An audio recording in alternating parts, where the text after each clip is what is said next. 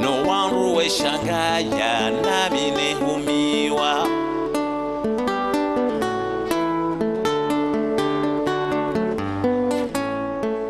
La MCC, appuyée par un financement de l'Union européenne, a mis en place différentes activités de sensibilisation et de communication pour lutter contre ce phénomène. Les différents secteurs économiques et sociaux qui seront impactés par ces changements climatiques sont bien entendu l'agriculture, les zones côtières, la forêt, la biodiversité, la santé, les ressources en eau. En ce qui concerne les impacts sur l'agriculture, les changements des précipitations entraînent une baisse de l'écoulement des rivières en Zouani et à Moueli, de l'eau disponible pour l'agriculture en Gazidja. La proportion de la vulnérabilité de notre pays a été estimée à 82,1% et les risques de catastrophes naturelles sont ainsi considérables. Ce programme Alliance mondiale contre le changement climatique, c'est un programme financé par l'Union européenne à hauteur de 3 millions d'euros. Alors, ce programme intervient au niveau des 3 îles de la Grande Comore, en juin, Moélie, pour des actions qui nous permettent de lutter contre les effets du changement climatique. Où sont les zones les plus vulnérables? Comment on va venir en aide aux populations les plus vulnérables? C'est ce qui nous amène à mener des actions de cartographie sur tous les aléas pour permettre de prévenir tous les dangers liés au changement climatique. Il est prévu de former tous les acteurs institutionnels pour qu'ils soient en mesure d'intégrer le changement climatique dans la planification à tous les niveaux. C'est pourquoi nous avons investi 500 millions de francs comoriens pour financer 11 projets répartis sur les îles. Ce sont des actions liées par exemple à l'agriculture. Quand vous allez lire les posters ici, vous allez trouver des actions liées à l'agriculture, à la pêche, de l'adduction d'eau pour favoriser l'agriculture, l'écotourisme, et puis d'autres actions liées par exemple à la protection des récifs, des mangroves, etc. Tout ça, c'est une façon de renforcer la résilience pour que les écosystèmes nous protègent. Les questions de vulnérabilité touchent essentiellement les pays les moins avancés, les petits États insulaires, mais aussi les pays en transition. De cette solidarité internationale, on voulait attendre également qu'on parle des financements. Ce sont les 100 milliards qui ont été promis par les pays développés qui seront déboursés avant 2020 pour assister les pays les moins avancés, les pays africains, mais aussi d'autres pays en transition. Donc voilà ce qu'on attendait de la COP 23. Plusieurs pays, notamment les pays en développement, les pays africains, se sont battus fort pour qu'on adopte à la COP 23 des textes sur l'agriculture. Vous savez qu'en Europe, l'agriculture est sacrée, donc les Européens ne voulaient pas qu'on parlait d'agriculture dans les négociations. Mais à la COP 23, quand même, il est sorti un texte qui structure l'agriculture. On admet que les communautés locales, mais aussi les autochtones, ils ont des connaissances que les scientifiques n'arrivent pas à percer. Il faudra à l'avenir valoriser ces connaissances, mais aussi prendre en compte les communautés autochtones, mais aussi les communautés locales, parce que ce sont ces gens-là qui sont les plus touchés par rapport à d'autres communautés. Je vous remercie.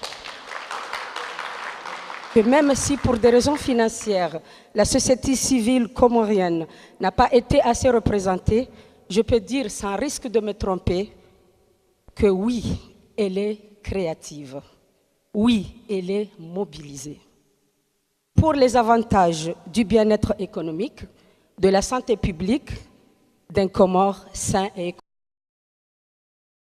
Et je dois dire que ce qui est très positif, c'est qu'on est passé de débats scientifiques experts à une mobilisation des États et maintenant à une mobilisation de plus en plus grande des individus et de la société civile. Dans cette bataille, l'Union européenne a été très tôt engagée, parmi les institutions pionnières, ça a été dit tout à l'heure. L'Union européenne est un grand groupe de négociations au cours de ces conférences sur le changement climatique.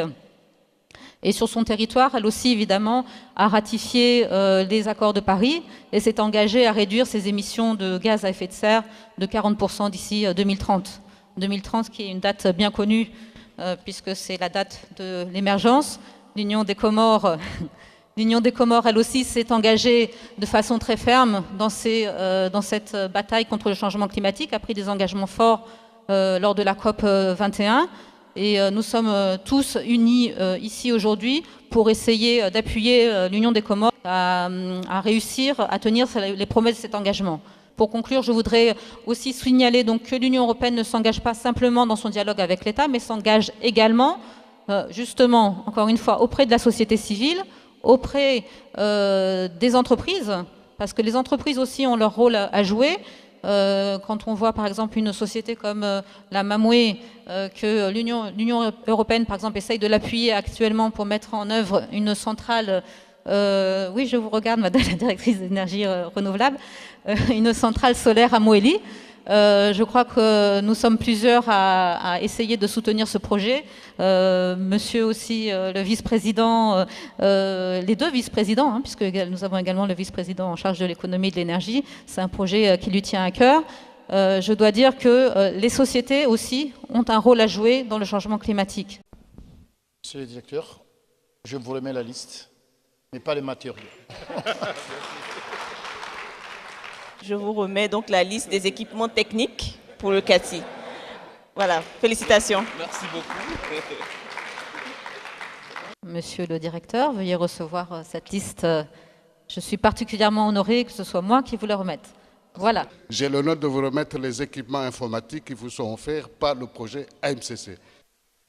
Bon, merci. Je vous remets cette liste que vous remettrez après aux bénéficiaires. Remettre quelque chose pour l'université, cela me fait chaud au cœur. Je crois que ça sera à bonne séance. Je vous remercie.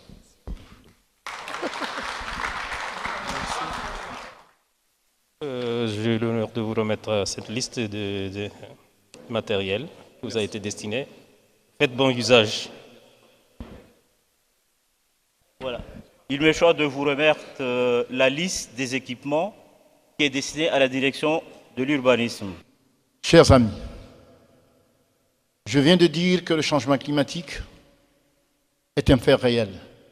Nous, qui sommes ici, par exemple, dans les petits États insulaires, vous témoignez que les écosystèmes côtiers sont menacés. Donc, il est temps,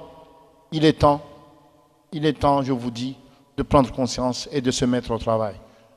Je vais ouvrir le stand et voilà, on vous a dit que ce qui est important, c'est que vous puissiez visiter tout ce qui est là et que vous puissiez prendre conscience de ce qui arrive et ce qui arrivera. Et merci beaucoup.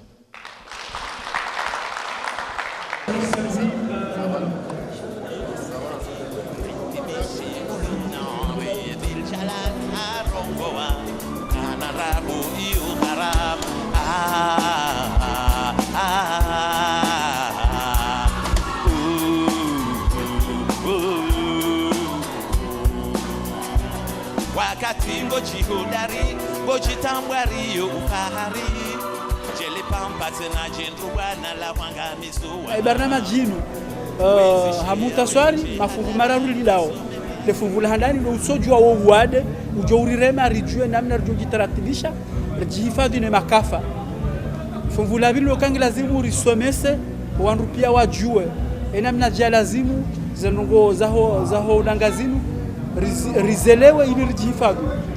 Fungu la raru kangi lazimu ritoa mali rinikawandu ili wafanye ndongo bekangu wajouzia hominyo ulanga akayende maana wanru wenji wa minyo ulanga.